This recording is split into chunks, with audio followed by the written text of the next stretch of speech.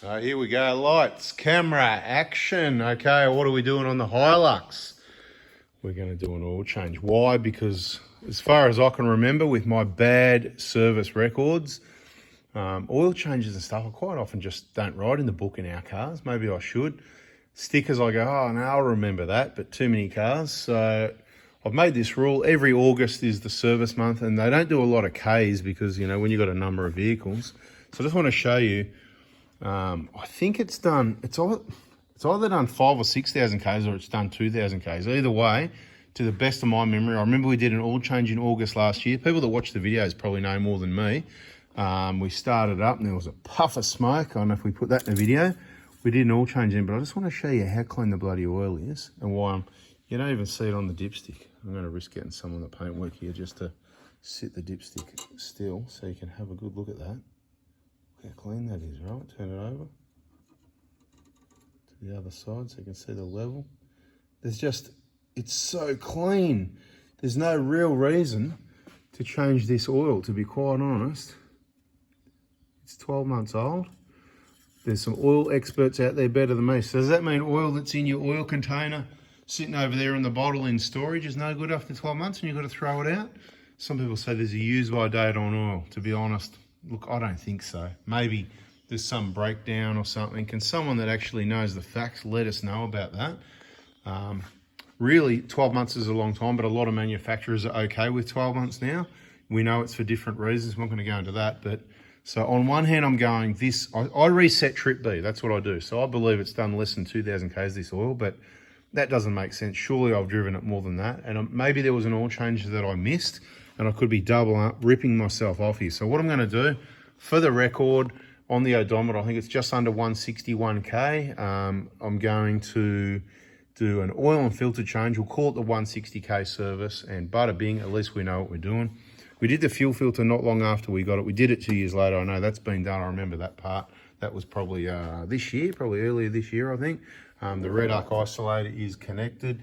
I've got both the batteries on chargers. They've been left, the charger cut out, it didn't work, power went off, blah, blah, blah. Long story short, at the end of the day, when that happens, that's the problem with technology. If you just have a simple charger and mechanical setups for your timers, it'll still work, but because it was the TV6, what is it, the 6000 Pro, whatever it is, you know, that the top Don one, power went off, so it didn't come back on again, right? So this battery slowly drained away. There's an auxiliary battery in the back of the ute there in the toolbox, and the Optima there that's been absolutely hammered down to 12 volts because all the voltmeters and little USB LED lights and little things like that for 6, 7, 8 weeks it's been like that. So we've got the charger happening at the moment. Just going to drop the oil out. We'll see how that kaon bash plate with the little oil drain off thing goes. So I'll get it up in the air and we'll drop the oil. All right, so let's have a quick look underneath it before we drop the oil. We've got the kaon Strenix for the HILUX.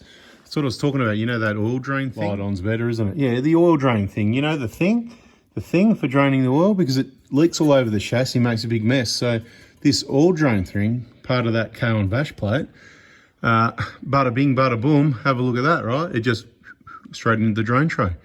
So I'm going to, actually, I might as well drop the oil, then we'll continue the inspection, yeah? So what I just found out was the hardest part is getting your hand out of there quickly and keeping it not covered in oil. So another good reason to do your oil before it gets too dirty, because then you just get a bit of a oily hand, not a black oily hand. So it's a real waste of oil, you know, when you when your hand quick wipe and that's it. Anyway, so far so good. All that mess, that was me. For the most part, the oil's black. Put into a drain tray once again. I don't mind doing it actually, but just to give you an idea how good or bad it really is, you can see the side, the green container. See how fast or slow it holds or loses its colour. Gives you a gauge to how clean the oil is, and that's pretty bloody clean. So it's probably done less than 2,000 Ks.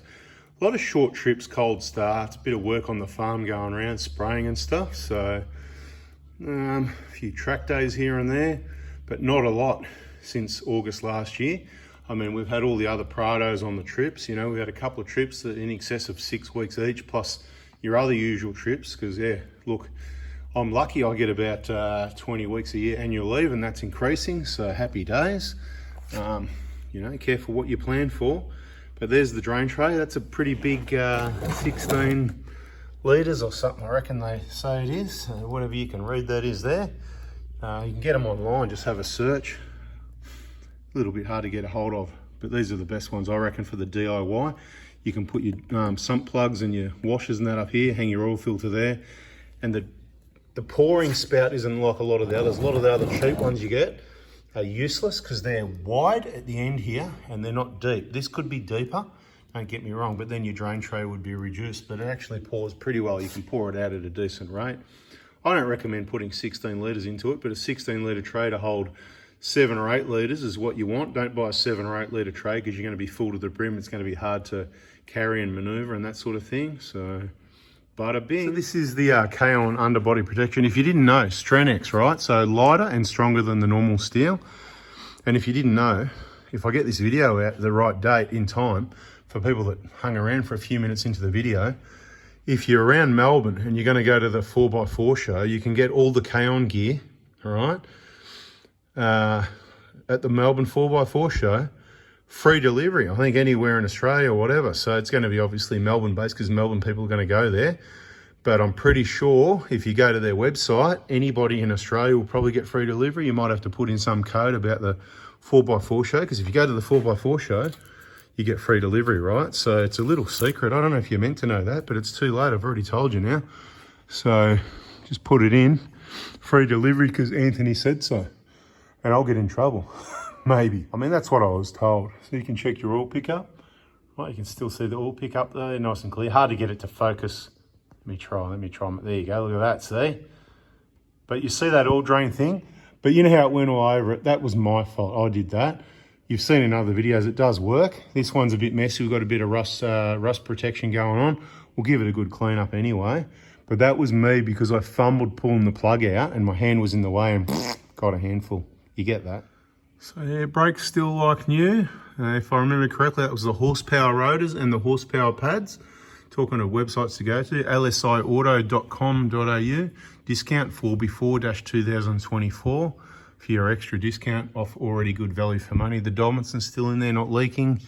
Lower arms original. This had a drive shaft, I think. But did we do both drive shafts? I can't remember. I broke one, and I really have to go back to the videos to remember what we've done on this vehicle. But HILUX, of course, no oil leaks. Bit of a sweat there at the pan. This is the 4-speed auto, the one that I'm, you know, they go all right. You got to look after them. I'm less impressed with them, let's just say. Okay. Transfer case looks all right, pretty normal. Could do with a good cleanup, actually. It's pretty, if that was in the Proto hospital, I'd be going, oh, you know, could do with a, it's not bad. It's not covered in mud, you know. If this is a farm ute that does track days, then I think that everybody should be able to maintain their vehicle very well. Right, the LSD's working good, both wheels spinning together at the moment. Got the old spare under there, haven't ever taken that. That was what was in there. So probably need to chase up one more extra wheel. One more of these, I think. So it doesn't really matter. You don't need the same spare, same size, so whatever. Yep, everything looks pretty normal. We won't waste too much time. So yeah, free delivery. That's what I was told. So I doubt they're going to eliminate anyone else. Like, you know, why should you be disadvantaged because you're not from Melbourne? I mean, you know, if you're from Brisbane or Sydney or Perth or whatever, if you came to the show, you'd get the free delivery. So I guess the free delivery is for everyone. I'm pretty confident on that. But suss it out and just say, hey, Anthony mentioned free delivery. Is that right? You know, online, put it in the notes if you want. So just to be sure. Just trying to remember. I did both the front wheel bearings in the end, but what happened with the drive shaft? I know I broke one, didn't I? It's always the driver's side that breaks. So it would have been this side that got replaced, 100%, because of the diff sitting up high factor. Do you know about that? Here on the video. So this one's a new shaft when that went in. But something rings a bell for the replacing the other one as well. But why would I have done? I wouldn't have done that as prevention. And I wouldn't have broken two. I think I might have just replaced it actually, yes. Because I had a bit of a vibration. Turned out to be that, from the diff drop, and there's something on the diff drop to do with a breather bracket or something. Did you miss that video? Yeah, I've forgotten as well. So watch the videos because I can't remember. That's why I put it all in videos so you guys can see what happens. Anyway, I'll give this a clean up, get the plug back in, check the play in the wheel bearings, stuff like that, because we won't check that because they've been replaced. So it's got the suspension, it's got the wheel bearings, it's got the VFE, it's got the injectors, it's got everything done, right? And those control arms on the HILUX is usually pretty good. See, I don't see any big splits going on there. I reckon if you get that in a HILUX, you're very unlucky because it's not what we see. So you've got to watch the videos because it seems HILUX front wheel bearings do generally last longer, but I heard of a few failures, people buying bearings off me around the 200,000 mark. So they're the same bearings, so we should base it off the same information, really. I think it's just because we don't see as many HILUXes in the workshop and not as many HILUX people in general, although the last week of parts was massive HILUX injector kits, BFE kits, front wheel bearing assemblies. It's been very big on HILUX in the last week, so I don't know, maybe was that a video that came out? Anyway, subscribe, turn the bell on if you want. This is pretty straightforward. We clean it up, we put the plug in, we change the oil filter, we put the 7 litres of oil back in. A little bit more checking up under the bonnet, but check the playlist. Vehicle service and inspection is what you want. Service inspection, purchase service inspection, I think the playlist is called, service inspection. I remember these side steps, the thing that got a bit damaged, it's all the sills been all fixed up, repaired. Another set of side steps, brackets have been straightened up as much as possible, but it's hard work to get that bang on. I wasn't too worried about that because eventually we'll have a product that replaces those side steps. Catch you in the next video. See ya. Oh, the oil filter you said. Yeah, don't worry, it happens to me too sometimes. Look at that, what a disaster, and it's waiting to leak all over the starter motor. So what do? Just gently put some rags on it and slowly absorb it up. What a pain in the butt. Then clear the hole, so next time if this happens, it's because the oil wasn't hot enough, the engine wasn't run long enough.